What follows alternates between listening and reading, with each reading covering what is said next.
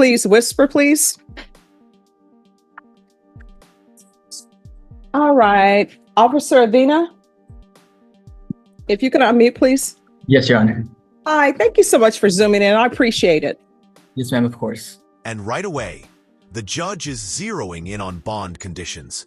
Remember, when someone's out on bond, even the smallest slip, like missing a check-in or testing positive, can come back hard in court. All right, so before me is Haley Moy.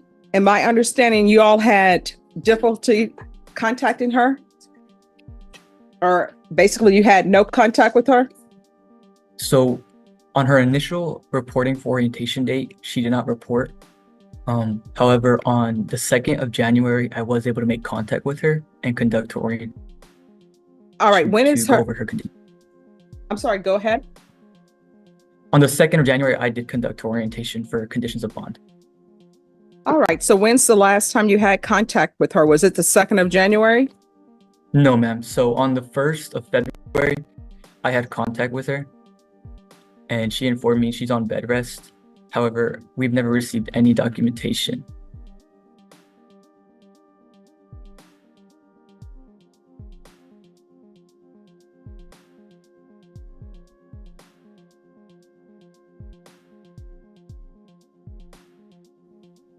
All right, so I'm going to give her a deadline to give you all documentation.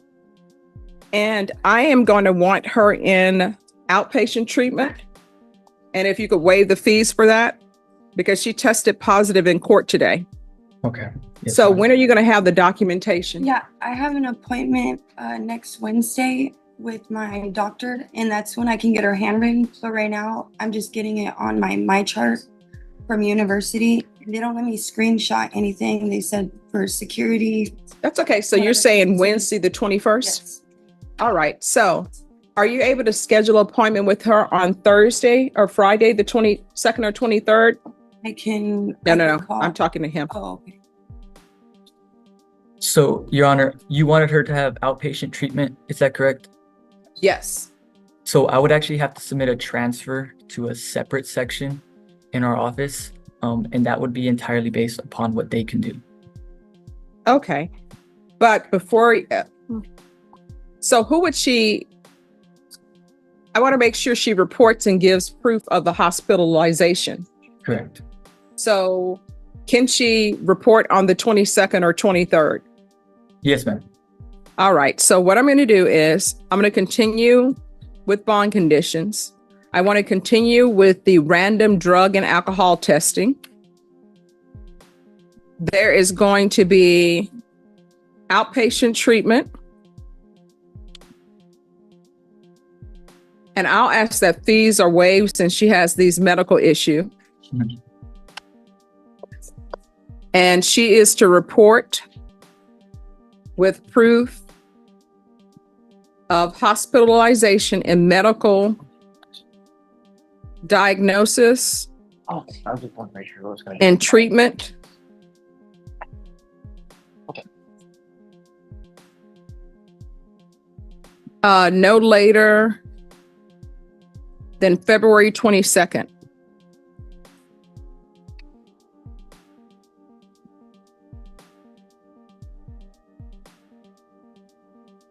Is there anything else you need from the court? No. All right. Is there anything else she's going to need with you all? No, Your Honor. All right. Thank you so much for zooming in. Whoa! Here comes the curveball. The judge just pulled in her husband, Cody, for questioning. And watch closely. This isn't just about him. It's about who she's surrounding herself with. Judges know that the company you keep can sink or save you. Yes, Your Honor. Have a good day. Thank you. You too. So, Miss Moy, who brought you down here today? My husband's mom. No, there was a guy in court that you were hugged up with. Who was My that? husband. All right. So if he were drug tested, what would his results be? And let me just tell you, I'm not even asking. Probably the same as mine. All right. So this is the thing. You cannot be using drugs and be with the person who's using drugs. What's his name? Cody. Cody what? Good ad. You don't know his last name? Good ad all. I don't know how to say it. I'm not No. I mean, you should know your boyfriend's or husband's last name. good at all. Is he in the hallway? Mhm. Have him come in. Could somebody call Cody to come in, please?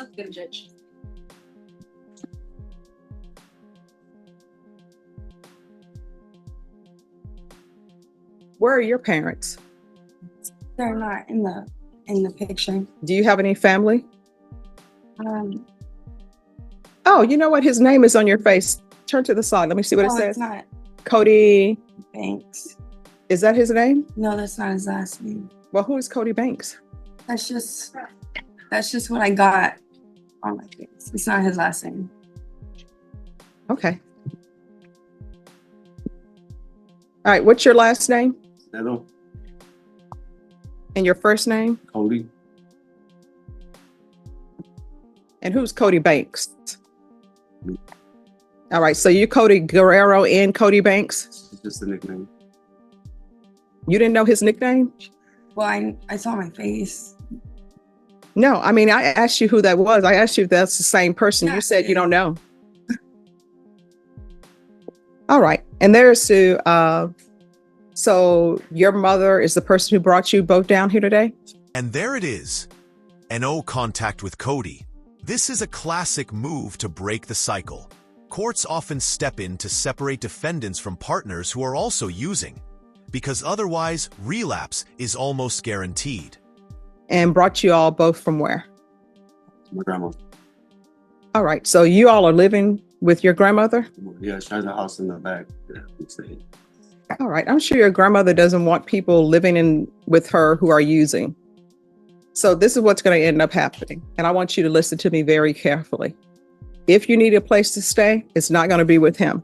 I'm ordering no contact with Cody Guerrero or Cody Banks. And let me just tell you what the reason why I'm doing that is. He's not under any type of jurisdiction of the court, so he can continue to use if he so choose. I don't recommend doing that because I don't think you want your grandmother or your mom to have to identify your body. You need to go somewhere and get into treatment.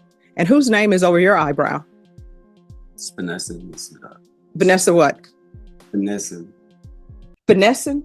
What are you finessing? Everything. All right. Not doing a good job, but okay. So here's the thing. You are not allowed to live with him. He's in the throes of his addiction. You're in the throes of your addiction. And two people who are in the throes of their addiction cannot help each other. Because if you try to stop using, which you're going to have to, guess what? If he's using, you're going to want to use. And if you try to stop using and she wants to use, you're going to use because you're together. So you're not allowed to live with him anymore. You understand? Mm-hmm. So there's Haven for Hope. There's Salvation Army. They actually have a great women's program as well. And you can try Lifetime Recovery. And I'll add on here a referral to Lifetime Recovery. But you should not be with him. And do you have employment? That's a powerful warning. Doctor shopping, going from one doctor to another to get prescriptions, is not only dangerous, it's often illegal. The judge isn't just talking tough here. She's trying to prevent a potential overdose. No, I received social security. For what? Schizophrenia. I'm sorry, for what? Schizophrenia. All right. So you should not be coming down with her for this. You understand? And you all shouldn't be dragging your mother and your grandmother into this. All right? And you don't want anybody to have to identify your body because the last time you use may be the last time you use. And don't be going to hospitals and doctors to try and get medications when you really shouldn't be getting medications. Do not doctor shop, because when you doctor shop, if one of those doctors, for example, forgets to put something in a system or something breaks down with communication, another doctor could prescribe you something that could cause you to have your life ended. You understand? Yes. So I'm going to email Stephen Aena, and I'm going to tell him to add no contact with Cody Guerrero, Cody Banks, and a referral to Lifetime Recovery. And just as a side note, when you're doing tattoos of people's names on your body, there are only two safe choices. Your mom, because usually people's moms love them and they're always going to be there for them, and children. If you end up leaving him, guess what? Your boyfriend going to be asking, who is Cody Banks? You may be able to slide a little bit because Cody Banks is the name of a Nickelodeon show, but otherwise you're not going to be able to slide. You understand? All right. Good luck to you. Make sure you report to pretrial Is services. my other court date reset? No, it's the same. So for today? Miss Ferguson, if you can make sure she has a reset form so she'll know when to come back to this court, but you're going to pretrial services on February 22nd. Yes. And then you have a different date to come back here, okay? Okay. All right. And make sure next time you come in, tops need to be able to cover the stomach, okay? All right. Good luck to you. Do you want to go to the Bexar County Jail? That's either yes or no. And we've had this discussion with you before where you've been mumbling before me. If you're not mumbling in public when you're on the streets talking to your friends, don't mumble here. You understand? Are you able to speak? Yes. All right. So you need to speak. You need to say yes or no. Do you understand? Why were you late? Let's do it this way. You were supposed to be in court at 9 a.m. You signed a docket sheet saying that you're going to be here at 9 a.m. Did you understand? Yes. Why were you not here at 9 a.m.?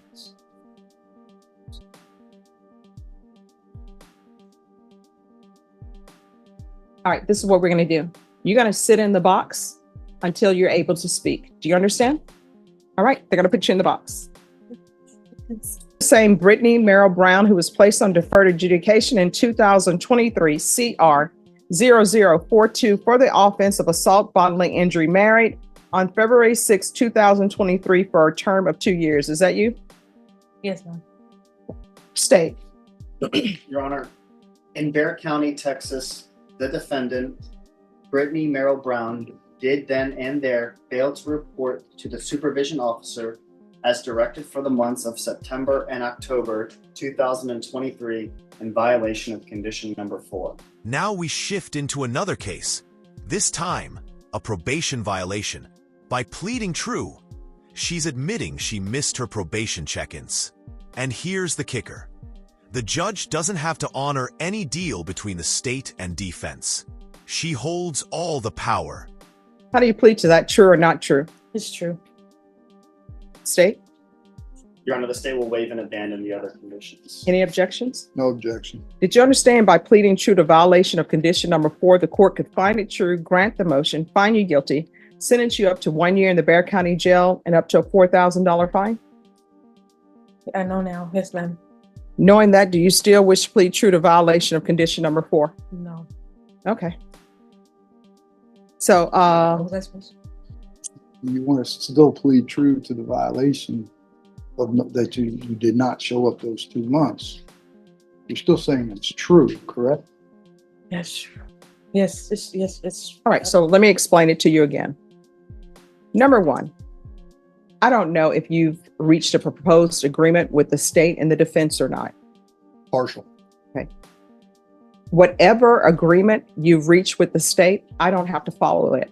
And the reason why I don't have to follow it is because you entered into a contract, and the contract is with the court. It is not with the state. It is not with the defense. So what I'm telling you is, by pleading true to violation of condition number 4, I don't have to follow any agreement, whether it's partial or full, that you've reached with the state. Do you understand? Yes, ma'am. So what I can do, if you continue to wish to plead true to violation of condition number 4, I can revoke you and I can sentence you up to $4,000 fine and up to 1 year in the Bexar County Jail. Do you understand that?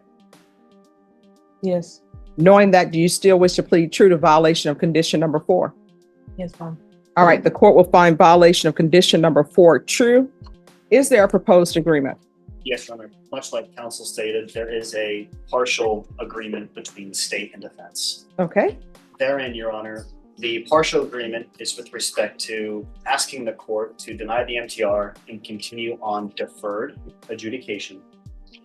Where the parties differ is respect to the latter section, which is state would prefer to follow probation's recommendation, amending for SADF and aftercare.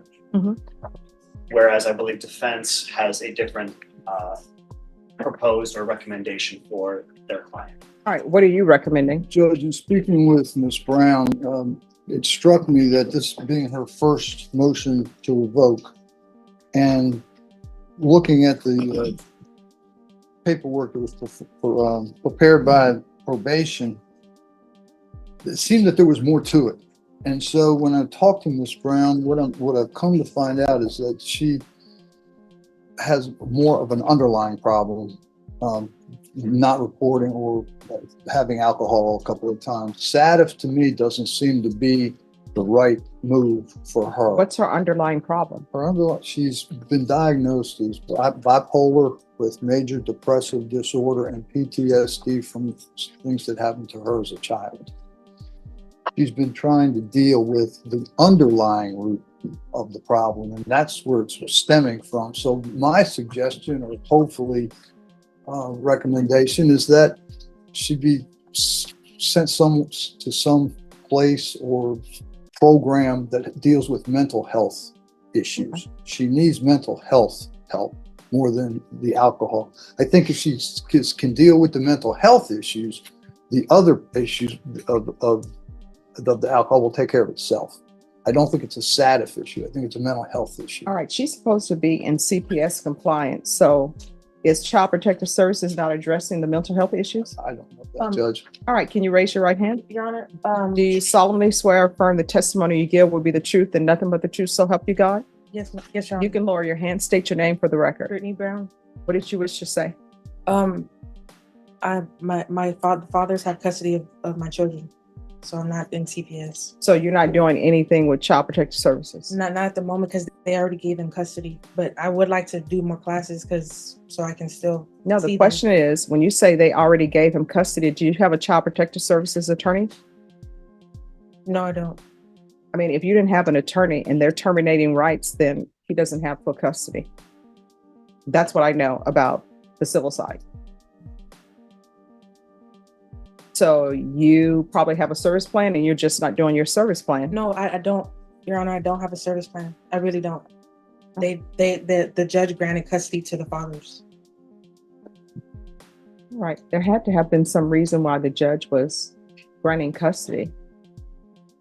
Unless she was just supposed to participate and they didn't file a legal case.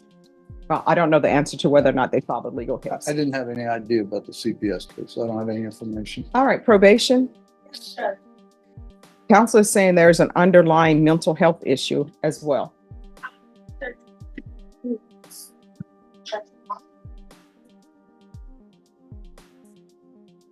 If there are underlying issues with that, we can do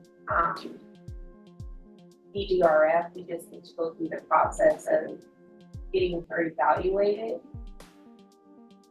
I don't show that there has been a MIC evaluation or anything like that. By talking to my client, she has informed me that the jail started her on medication for some of this 2 days ago. Okay, so this is what the court will do. Court will deny the motion, alternate main conditions to include a MIC evaluation and DDRF if it's deemed appropriate by probation, and this is going to take place while in custody. And she did want me to ask you if she could receive a bond, but the court has just already ruled that there's not going to grant a bond. So you'll remain in custody and they'll give you your evaluation. And counsel, what I will do is we'll recall this in 30 days just to see where we are in the process. And Ms. Ferguson, can you give me a phantom date, please? Yes. Sure, all your evaluations. It could be sooner. That's just to make sure. All right, we'll come back on March 18th. However, if you are in DDRF, they won't bring you over. Do you understand? Your Honor, what is DDRF?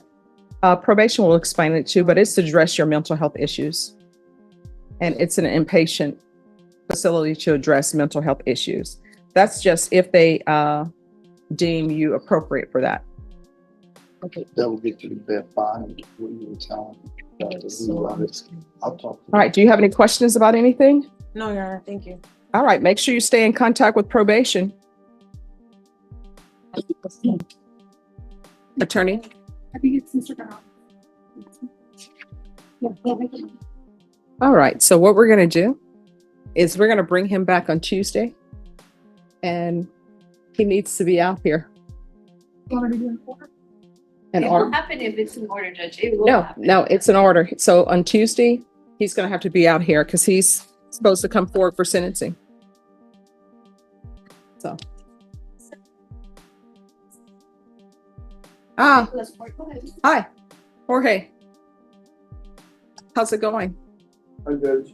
Hi, your client does not want to appear.